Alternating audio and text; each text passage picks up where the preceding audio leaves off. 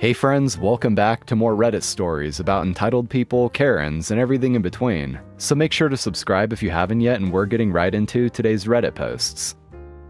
Mother-in-law called an ambulance for nothing, got charged for it, and now thinks we owe her the money.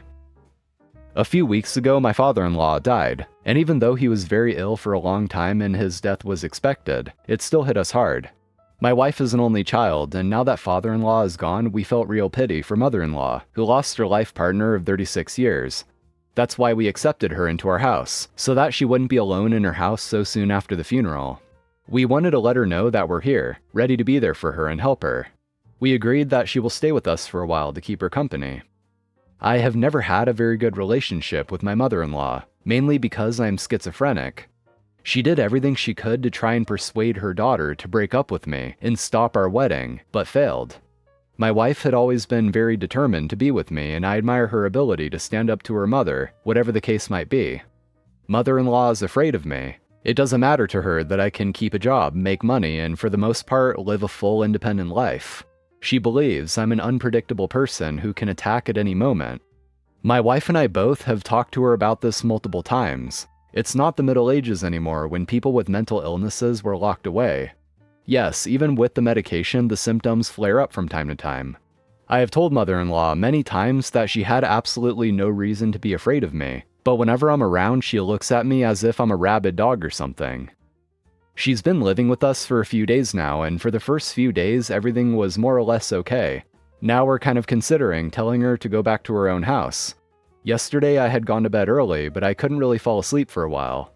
Mother-in-law thought I was sleeping and proceeded to tell my wife everything she thought, which I could hear from the bedroom door being half open. She was like, "You're such a young, beautiful woman. Couldn't you find yourself a normal man? Why did you have to marry that psycho? How do you feel comfortable living with him? You had so many decent suitors. Why did you choose this one? How are you going to have children with someone who's insane? I feel threatened by him. Since schizophrenia tends to run in the family, we probably won't have children, but my wife immediately told her that she's free to leave if she doesn't like something, and our marriage is beyond discussion. First of all, I have no respect for people who, being too cowardly to speak their mind to my face, slander me behind my back instead. I already knew what she thought of me, but hearing it with my own ears was very upsetting, and left me frustrated, and I think that might be what triggered my schizophrenia later that night. Like I said, medication helps to control it a lot and lets me live quite a normal life, but sometimes symptoms break through anyways. Last night I woke up to a hallucination of a weird animal-looking thing. I got out of bed and walked to the living room with it and talked to it. And then suddenly a scream pierced the air so loudly that even my hallucination ran away. That's when I realized I was hallucinating because in the moment it feels so real. There was mother-in-law, looking scared and shocked as hell. As soon as I looked at her, she ran away and locked herself in the bathroom. My wife was awoken by all the noise and came to check out what was going on. I told her I was hallucinating and mother-in-law got scared. Of course, from mother-in-law's point of view, I'm walking around and talking to myself because she doesn't see the things I see. But was it really necessary to make such a fuss? My wife told her to come out of the bathroom and she slowly crept out, looking anxiously at me. She then told us she called an ambulance because I need to be taken away as I have completely lost it. My wife was so angry with her. Neither of us could understand why she would call an ambulance. My wife repeated to her for the 100th time that I have a mental illness and sometimes experience symptoms. No one is hurt or dying. There's no need for an ambulance. I wanted to cancel the call, but my wife was like, "Wait a minute, let them come and tell her there's nothing to worry about. Maybe if she hears it from an actual doctor, she'll believe them." The ambulance came and mother-in-law told them that I need to be taken away to the mental hospital because I'm walking and talking to myself and I have lost the last bits of my mind. I explained to them that I have schizophrenia and had a hallucination, but I'm fine now. And that was it. Even if you have a mental illness, no one is going to take you away against your will. Of course, if you're so out of this reality that you're running after people with an axe, that's different. But otherwise, you're your own master. You don't want to go, nobody's going to take you. They didn't talk much to mother-in-law. Instead, they charged her for a false call, and that's quite a big sum of money, especially to mother-in-law who's retired. My wife and I were like, fine, maybe that'll teach her to think before she acts. Today my wife had a serious talk with her mother. Whether she's grieving or not, whether we feel pity for her or not because of the death of her husband, we will send her home if she doesn't behave properly. This is her last chance. If she ever does something like this again, she's out. She was told to simply ignore it if she sees me doing something she considers strange. Now she wants us to pay her back for the ambulance call. Sorry, mother-in-law, we're not giving you anything. Don't be stupid next time. You know, it's fine if someone's simply just not really familiar with being around these types of mental illnesses. And it's also understandable if someone's maybe just a bit uncomfortable about it because they're not used to it. You can't change how you feel, but she definitely should have just trusted her daughter and her husband. When they said it's nothing to be alarmed about, she should have taken their word for it. And if seeing him talk to himself was concerning, she should have taken that up with her daughter, not just immediately call for an ambulance. Goodwill Karen unknowingly explodes on manager, gets banned from store. I've been working as a Goodwill donation attendant for almost 4 years now. I've seen my fair share of entitled people at work, but this one was too good not to share. So it's Labor Day weekend, and of course we're getting slammed with oversized donations from a parade of customers. We're understaffed and it's only me and another worker in the back. We'll call her Jenny. The two of us are barely keeping up against the customers. Anyway, I lean outside to tell the woman waiting that I'll be with her in a minute. But as I'm doing so, another woman, Karen, marches up to the door, shoves the other woman out of the way, and tosses a dirty vacuum at my feet before walking off.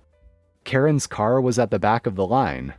Our rules state that for customer safety and for our convenience, every customer must wait their turn and they cannot dump their donations on the ground and leave. I tell the Karen that she can't do that and that she's breaking the rules, but she just ignores me as if I'm not even there. Feeling defeated, I take her dirty and now broken vacuum and toss it in the trash, telling Jenny what just happened. That's when I notice she's returning with more stuff. I step out and once again tell her that she cannot dump her items and that she has to wait her turn like everyone else. She snaps back at me. Calm down, I don't care about your rules. I'm gonna dump my shit here and you can't do a thing about it. She marches back to her car to get another load of stuff. While this is all going down, her husband is standing in the second lane, staring me down menacingly. He looked as if he was ready to attack me at any moment, possibly trying to threaten me so his precious Karen can do whatever she wants. I walk back in with Karen's donations, which were all unsellable by the way, feeling angry. Jenny witnessed Karen's outburst this time and she's not having it. The nice lady I was helping has secondhand embarrassment. Then, right on cue, the Wicked Witch of the West marches back with her third and final load of junk. I try again to tell her that she can't do this, but this time she just ignores me completely, shoves the nice lady out of the way again, and enters the production area, which is employees only, where she comes face to face with Jenny. Jenny tells her, "Ma'am, you can't come in here."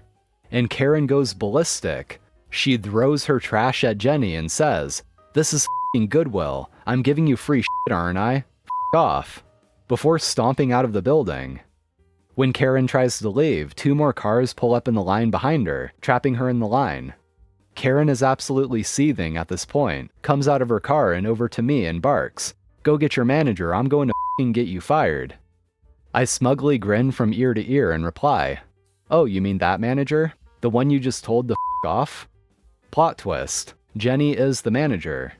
Karen goes white as a sheet, huffs, and sheepishly walks back to her car, where she awkwardly has to wait in line, just long enough for the security cams to get her license plates. So yeah, she's permanently banned from our store now. Let me in your house now. 5-ish years ago, I get a call from my wife, who is a stay-at-home mom, while I was at work on the roof at a shopping mall the next province over. She asks me if I put up our house for sale without telling her. I said, "No, of course not. Why?" She tells me that an older woman, mid-60s, knocked on our door, and when my wife answered, she said she was there to view the house, and for my wife to wait outside while she did, and if we were lucky, she might buy it. My wife told her sorry, it wasn't for sale, and she must be at the wrong address. Then she gets huffy and tells her that it is for sale. She knows it for a fact because she saw it online and my wife is lying to her. My wife calmly tries to settle her down and explain that she would know if it was up for sale or not. The lady then says that I must have put it up for sale without telling my wife, so she needs to be let in to view the property. She then tries to just push her way in, as if that was the end of the argument. My wife put on the mama bear voice and told her it wasn't for sale, and to get off our property and never come back, slammed the door in her face and locked it. She waited for the lady to get in her car and leave after stomping around and huffing for a moment. If she didn't leave in a minute, then the cops were going to be called. I asked if she was okay, and she was, but a little rattled by the sheer audacity of this Karen. I told her to make sure all the doors were locked around the house, and call the cops if she comes back, but I was heading home right away and I'd be there in a few hours. But before I left, I did some Googling, and sure enough, my house was still up on one site from back when we bought it in the first place. I called the agency and told them my story, and calmly told them that they could take the listing down immediately, or I'd be taking legal action against them if any more crazy old women showed up at my door, demanding to be let in with my wife and infant son at home. I don't even know if that's a thing I could do, but I was hoping it would get my point across, and make them not drag their ass getting the listing down. I checked an hour later, and it was already down. I can't imagine demanding to be let into someone's house based on information I only found online that the occupants claim to have no knowledge of. It's astounding how brain-dead these entitled people are sometimes. We lived in a small farming community at the time. No one locked their doors. If my wife hadn't been home at the time, she would have just walked in and helped herself anyway. First day is always fun. I'm a substitute teacher in the state of Florida. I have been for about 3 years now come November, and this is my 4th school year I'm starting in August. It's fun work, and it's only on weekdays, so it's a hell of a lot better than any of the retail or food service jobs in town. There's just a few things that mess with the job. The state of Florida doesn't require substitute teachers to have any college degree or any actual training before coming to work. You just need a high school diploma. I took this job when I was only 19 and getting out of Burger King. This leads to some fun interactions. My favorite is probably the story from my first day. I was at the high school and I was given a class that had 7th period planning. My school breaks its periods into 7 classes, and the 7th period goes from 1:50 to 2:40, which is the end of the school day. If you have 7th period planning as a sub, you really can just leave and not have any problems, as long as you turn in the attendance sheets. I did not know this on my first day, so I called my boss and she told me the information above, so I just left. However, I was still new to the building, and I went out the wrong door. It still led outside, so I figured I'd round the school and walk out that way. And then I hear it. Child! A teacher or other staff member had seen me from across the parking lot and thought I was a student. To be fair, I had only graduated high school 2 years ago at this point. Yeah, I say. Where are you going? Home? And then she says this, do you have permission from your parents? I'm confused as all hell at this point, so I just called back, no, I work here. She laughed, I laughed, and I was able to get home just fine. It was not the last time, of course. Just last year, after 3 years of working at this school, the principal refused to let me use the bathroom in the hallway, since she thought I was a student and it was a test day. But each time it's the funniest thing ever, and honestly, I would not trade this job for the world. Okay, I take that back. I would 100% swap to being a librarian if I could get a job as one, but this is fun anyway. Alright everyone, that's it for today's stories. Thank you for watching, I appreciate it. Be sure to drop a like and subscribe for more Reddit content. So take care, I'll see you next time.